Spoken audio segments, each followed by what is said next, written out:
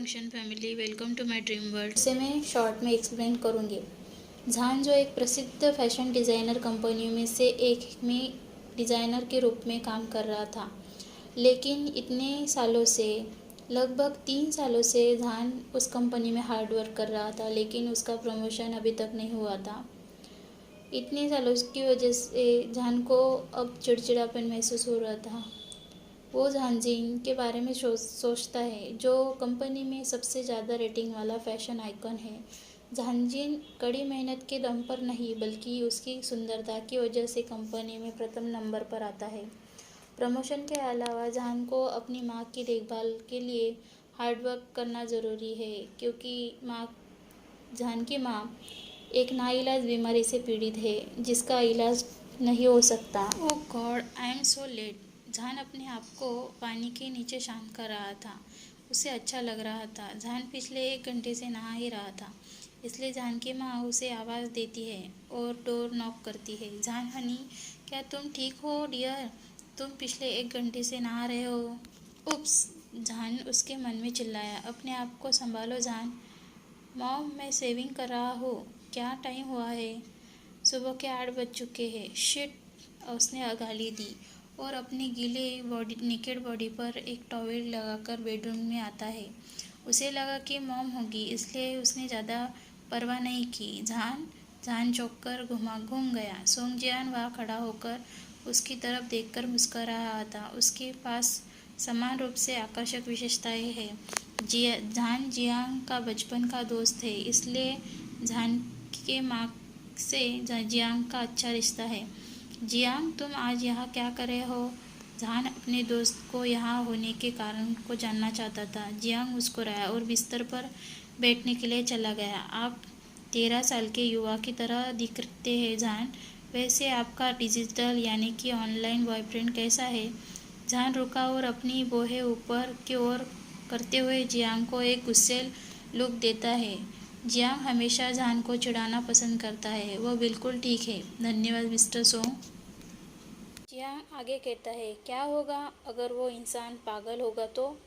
एक गधा निकला तो मैं अपने प्यारे से दोस्त को ऐसे इंसान के साथ शादी कैसे करने दे सकता हो?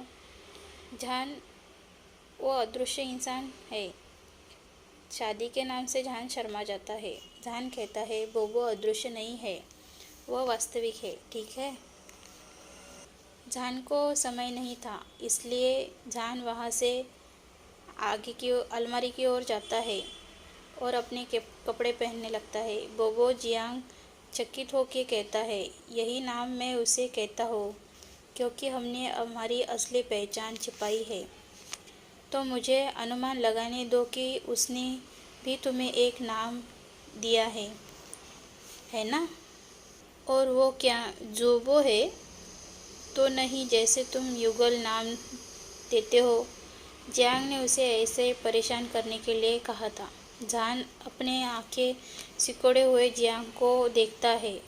जियांग आगे कहता है, हालांकि आपको आपका अंडरवियर में उनमें से एक में से चुराना चाहता हो, तो बेहद ही दुख की बात है कि आपका वो इस दृश्य का आनंद नहीं ले सकता। ठीक है जियांग, क्या आपको लगता है कि मैं पागल हूँ? लेकिन बोबो असली है। वह अभी भी मुझसे उतना ही प्यार करता है जितना कि मैं उससे प्यार करता हूँ। झान गुस्से में अपने ड्रेसिंग मिरर से जियांग को देखते हुए चिल्लाता है। जियांग मुस्कुराया, क्योंकि वह जान के गुस्से को जानता है, लेकिन उसे जान को चिढ़ाना बेहद ही पसंद है। उसे मज़ा आता है जब जान चिढ़ता है। ठीक है, तो मुझे उसका अंतिम नाम तो बताओ। मुझे ये मत बताओ कि वो अभी एक गुमनाम है। जियांग अपने वॉइस ऊपर करके पूछता है। लियोबो, झान ने बस एक बेशर्मी के साथ जवाब दिया। आप बीमार है, जियांग कहता है। जियांग दिल से हंसता है। जान का फ़ोन बार बार बजे जा रहा था। मैसेज पे मैसेज आ रहे थे, तो शैतान का नाम लिया और शैतान हाजिर। जान बिस्तर पर गया, चेहरे पर चेतावनी भरी निगाहों से जियांग को के हाथ से फ़ोन लेता है। थोड़ी देर बाद जान कंपनी के रास्ते में अपने लिए कॉफ़ी लेने के लिए उसके पसंदीदा कैफ़े के लिए पास रुकता है, लेकिन उसका फ़ोन बीप करते ही जा रहा था। अब अपने आप में जान बुदबुदाता है, अभी नहीं बोबो। जान अपना फ़ोन अपनी जेब से निकालता है, एक हाथ में कॉफ़ी और दूसरे हाथ में फ़ोन, और फ़ोन के ऊपर उसकी नज़र थी। लेकिन अगले ही पल वो एक इंसान से टकरा जाता है, जिससे जान ज़मीन पे गिरता है और उसकी कॉफ़ी उस इंसान के महंगे सूट पर फैल जाती है और उस अजनबी इंसान के सूट पर दाग लग जाता है। जान अपने सामने इंसान नहीं देख पाता क्योंकि जान का चश्मा उसके आँखों पर नहीं था। चश्मा भी गिरने की वजह से गिर गया था। जब जान ने अपनी धुंधली सी आँखों से अपने फ़ोन को देखा तो फ़ोन की स्क्रीन पर टूट चुकी थी। ओह! वो आहें भरता है और कहता है, फिर से नहीं, और अपनी चश्मा उठाता है आगे का इंसान को देखने के लिए, जो बेहद ही डरावना दिख रहा था। जान को माहौल में उस इंसान के गुस्से का अनुमान था, क्योंकि उसके दिखने में उस इंसान के सफ़ेद सूट पर एक बड़ा सा दाग लग चुका था। ओह तेरी, मुझे खेद है सर। और जान उठकर खड़ा हो जाता है। क्या आप अंधे हैं? आपको दिखाई नहीं देता? इन 4 आँखों के बावजूद आपको देख के नहीं चल सकते? जान को पता था कि उसने क्या मुसीबत ली है और कहता है, यह सब तुम्हारी गलती है बोबो। आगे वाला इंसान कहता है, यह सब तुम्हारी गलती है चश्मिश। पता नहीं किस एंग्री स्ट्रेंजर से पाला पड़ा है, जान अपने मन में सोचता है। मुझे खेद है सर। जान ईमानदारी से माफ़ी मांगता है, लेकिन सामने वाला इंसान गुस्से में उसे घूर कर देख रहा था। जान आगे आते हुए कहता है, सर कृपया मुझे साफ करने दें। बस अपना गंदा मुंह बंद करो। क्या आप ये दिखावा करना बंद कर सकते हैं, या आपके खून में ही है कि अमीर इंसान को जाल में कैसे फंसाना है, या आपने ये अपने माँ से सीखा है? अब जान को गुस्सा आता है, लेकिन अपने आप को शांत रखते हुए वो कहता है, ये मेरी अकेली की गलती नहीं है। आप भी तो अपने सावधान नहीं थे, अपने फ़ोन से चिपके हुए थे। और हाँ, मेरी माँ को अपमान करने का आपको कोई अधिकार नहीं है। इससे मेरे माँ का कोई लेना देना नहीं है। उसका गुस्सा देखकर उस आश्चर्य हुआ, लेकिन उस इंसान को हाव भाव गंभीर थे। वो इंसान कहता है, शायद तुम्हें एक अच्छे दिमाग और एक अच्छे चश्मे की ज़रूरत है। उसके कठोरता से जान को कहा, एक हाथ को अपनी जेब में और दूसरे हाथ से अपने सूट को झाड़ते हुए। जान एक भ्रमित बच्चे की तरह वहाँ खड़ा था। वेश्या? ये इंसान? जान अपने कोहनी से धक्का देते हुए जान का संतुलन बिगड़ गया। अरे, आपको क्या लगता है आप क्या है, एक एंग्री बर्ड? जान पीछे से चिल्लाता है, लेकिन वह इंसान जा चुका था। अब वह इंसान अपनी बेहद ही खूबसूरत और आलीशान गाड़ी में बैठते हुए चला जाता है। जान कहता है, जैसे कि मैंने सोचा था, ये एंग्री बर्ड एक अमीर बाप का बिगड़ा हुआ सड़ा हुआ बच्चा है। हे भगवान, मुझे उससे नफरत है। जान ऑफिस आता है। ऑफिस में हाउसवान जान की राह देख रहा था और देखते हुए कहता है, मुझे तो लगा कि तुम आज ऑफिस नहीं आओगे। दोनों हंसी मजाक कर रहे थे।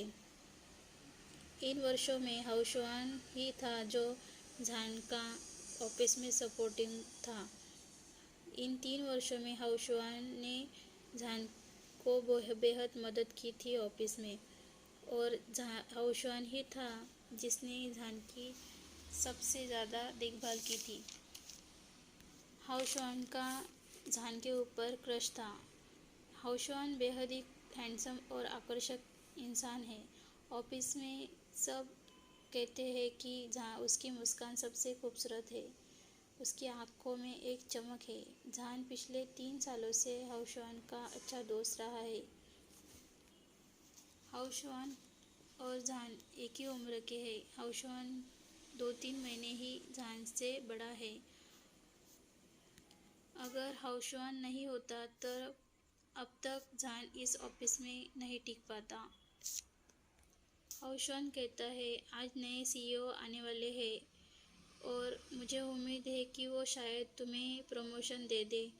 हाउशुआन के जाने के बाद ऑफिस का बड़ा दरवाज़ा खुलता है और 2 हट्टे-कट्टे इंसान जो काले सूट में थे और उन्हीं के बाजू में एक सुंदर सा युवक आ रहा था। जहान का ध्यान उस ओर जाता है। चौड़े कंधे, छोटी कमर, दुबले-कूले इंसान की नज़र उस पर इंसान के विशेषताओं पर थी। सुंदर पीला चेहरा, उसकी गर्द गहरी आंखें और फूले हुए गुलाबी होठ थे, जिसे कोई भी अधिक सुंदर बताया जाएगा। ओह गॉड, ये एंग्री बर्ड, जहान उसके देख के अपने मन में सोचता है। जहान उसे पीले शैतानी रूप से सुंदर चेहरे को, विशाल ऊंचाई को कभी नहीं भूल सकता। उसे याद आया कि कुछ ही मिनट पहले ही वो कैफे के अंदर उस शैतान से मिला था। उस दीवा चेहरे के पीछे एक शैतान है, वो अपने दिमाग में कहता है। जहान की जब उसके आंखें मिलती है तो वह काम करने का दिखावा करता है। जहान अपने मन में सोचता है कि आखिर ये इंसान यहाँ क्यों है। तभी वर्तमान सीईओ शोकिंग अपने कार्यालय से बाहर आते हुए माफ़ी मांगते हैं। जहान का दिल घबराहट में तेज़ी से धड़कने लगता है। आखिर ये इंसान कौन है?